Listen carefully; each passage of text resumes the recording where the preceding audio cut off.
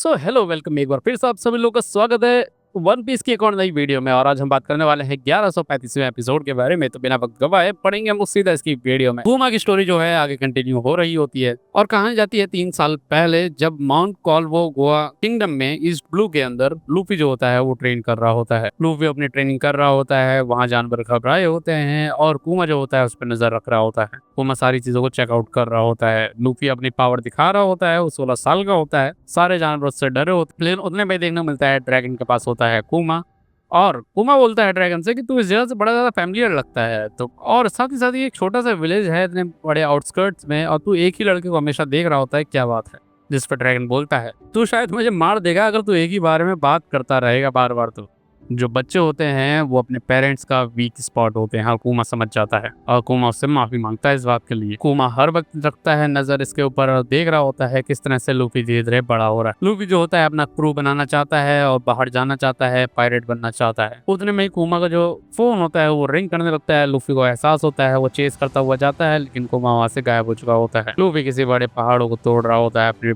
पैर के अटैक से। कुमा के पास खबर आती है कि पायरेट शिप जो है वो एलिमिनेट कर रही है इन लोगों की शिप पे। तो जाता है वहाँ पे, टेक डाउन करता है सबको, और एक इंजर्ड होता है उसको लेके जाता है हील करवाने के लिए। कुमा पहुंचता है पायरेट्स के पास और कहता है तुम लोग सरेंडर कर दो तुरंत के तुरंत। वो सब कुमा को देखते हैं और तुरंत ही सारा ट्रेजर सारी चीजें ला के अपना सरेंडर करते हैं और बात खत्म करते हैं। कुमा जो होता है वो लेटर्स में लिखता है बहुत सारे बोनी को, और उसको कितना प्यार करता है वो सारी चीजें उसमें बयां करता है। लेकिन देखने को ये मिलता है बोनी बेचारी बार बार लेटर चेक कर रही होती है और अभी भी उसके पास कोई लेटर आया नहीं होता है। हालांकि वो जो बूढ़ी ग्रैनी होती है वो इसको समझाती है और कहती है कि जरूर जल्दी से जल्दी एक और आएगा तेरे पास। बाहर देखने को मिलता है न्यूज़पेपर के साथ एक लेटर होता है, और वो जो नर्स बन के आई होती है साइफर पोल वाली वो लेके जाती है और वो लेटर उसमें से निकाल ले गई होती है। बोनी चेक करने जाती है, देखने को मिलता है वहाँ पे न्यूज़पेपर ही बस मिलता है। 1 महीने के अंदर 10 लेटर आ चुके होते हैं और सारे लेटर को ये फाड़ चुकी होती है, क्योंकि उसमें लिखा होता है किस तरह से बोनी को कितना चाहता है कुमा।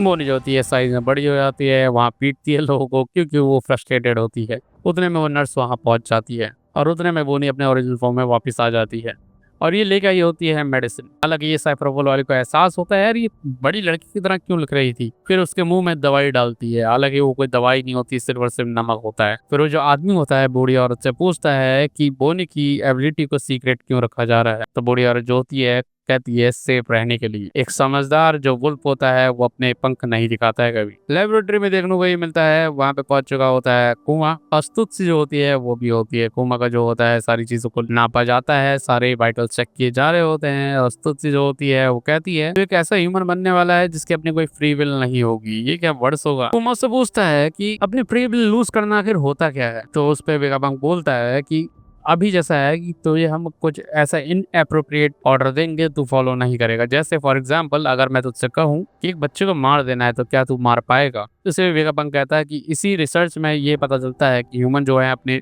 मेमोरीज, अपने इमोशन सारी चीजें लूज कर देते हैं, और उसे ऑर्डर किया जाए तो उसे वो चीजें करनी पड़ती है।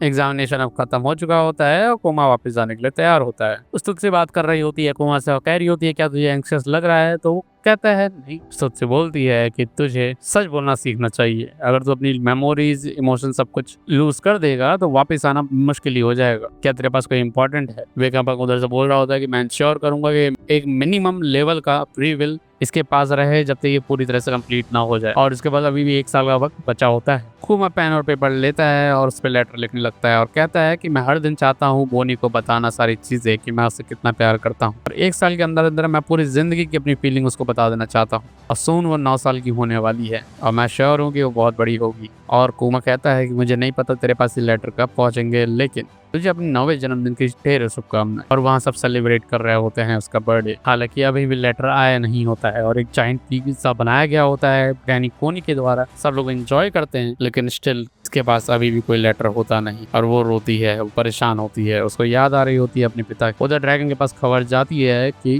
कुमा जो है वो किसी तरह छुप के इन लोगों की मदद कर रहा है और रेवोल्यूशनरी आर्मी को कई जगह बता रहा है। हालांकि वो मदद करता है और वहां से चुपचाप चला जाता है।